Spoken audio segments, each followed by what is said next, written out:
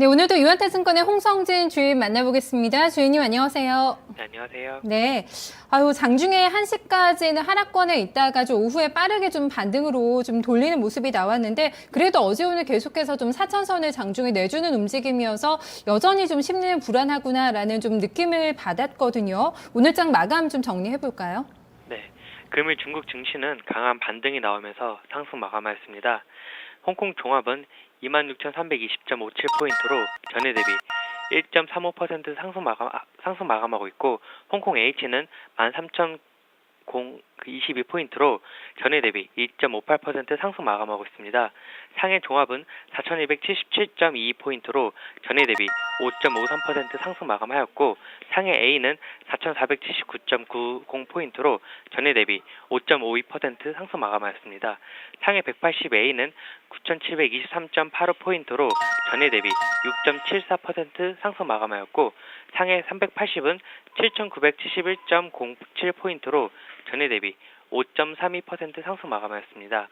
금융감독 당국의 증권사 신용거래 규범화 및 장외 레버리지 비율 규제 조치로 인하여 투자 심리가 위축이 돼서 전일 3% 하락한 상해 종합지수는 금일도 약세에 출발하였습니다. 투자 심리가 무너져서 하락세를 극복을 하지 못하고 오전에 마이너스 5%까지 하락을 하였는데요. 하지만 양로기금의 30%인 200조 원 정도를 중국 증시에 투자하는 방안이 이번 주 내로 공개가 된다는 소식으로 투자 심리가 살아나 반등을 하는 모습을 보였습니다. 또한 중앙후이진 투자공사의 A주 ETF 대규모 매입 소식과 인지세 인하 가능성 기대감에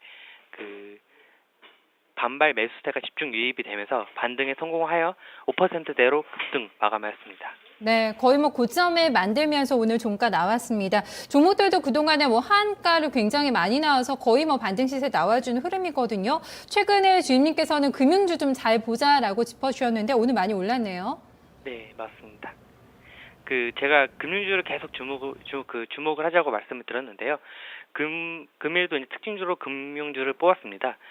여우시민교통은행 회장이 혼합소유자 개혁 관련 발언으로 은행, 보험, 증권 등 금융주가 강세를 보였습니다. 또한 금일 증시를 끌어올린 원동력인 중앙후이진 투자공사의 A주 ETF 대규모 매입이 주로 금융주에 집중이 된 것으로 추측이 되는 만큼 향후 금융주 중심의 반등이 기대가 되는 대목입니다.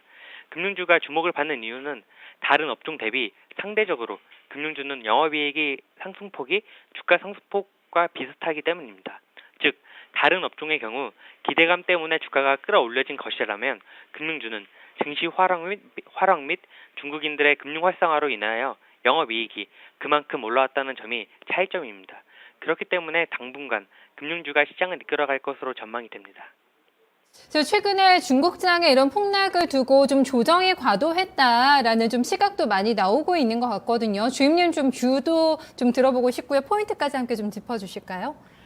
네, 일단 제 뷰부터 먼저 말씀을 드리자면은, 저는 일단은 시장의 조정은 언젠간 올 거라고 생각은 했습니다. 하지만 이렇게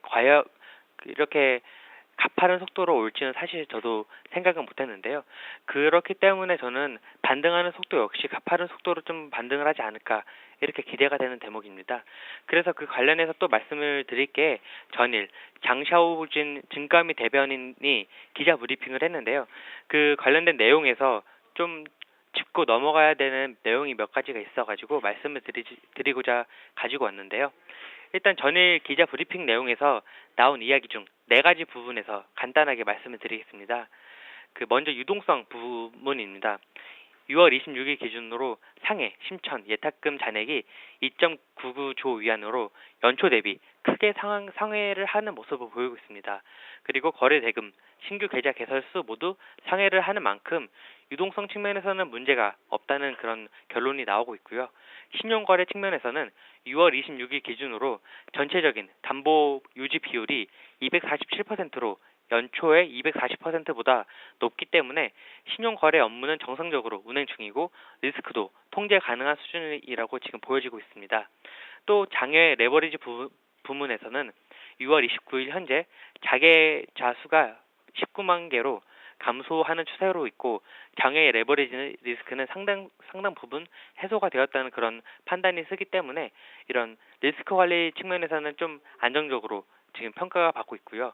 그리고 마지막으로 정책적인 측면인데 증거민은 현재와 향후 일정 기간에 다차원적인 자본시장 발전을 전략적인 과제로 간주를 하였습니다. 각종 지원을 통해서 증시를 부양할 준비가 되어 있다는 인터뷰를 하는 등 일단 중국 정부의 증시 부양 정책에 대한 의지는 확실하게 확인이 된 만큼 단기 저점으로 봐도 무관하지 않을까 이렇게 판단이 됩니다.